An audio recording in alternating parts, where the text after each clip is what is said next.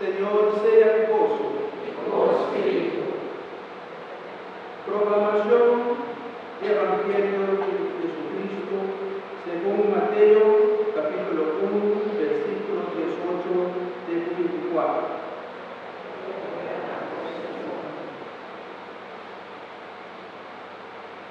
Nacimiento de Jesucristo ha tomado lugar de la siguiente manera.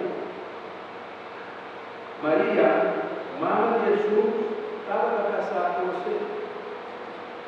Pero primero una vez que juntos, ha resultado que María ha salido en estado a obra del Espíritu Santo.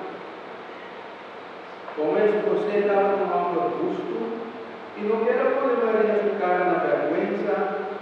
En la prensa de separar por secretamente.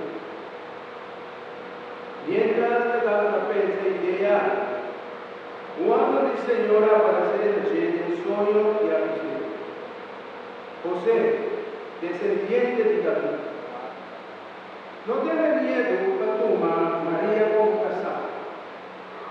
El hijo que te espera está el Espíritu Santo. Luego la luz no un hombre, y no voy a ver que tú Jesús. Pasó lo es salvo su pueblo vivificado. Tú eres sabia, sostener palabra de la tu Señor avisa, por boca del profeta, aquella cultura.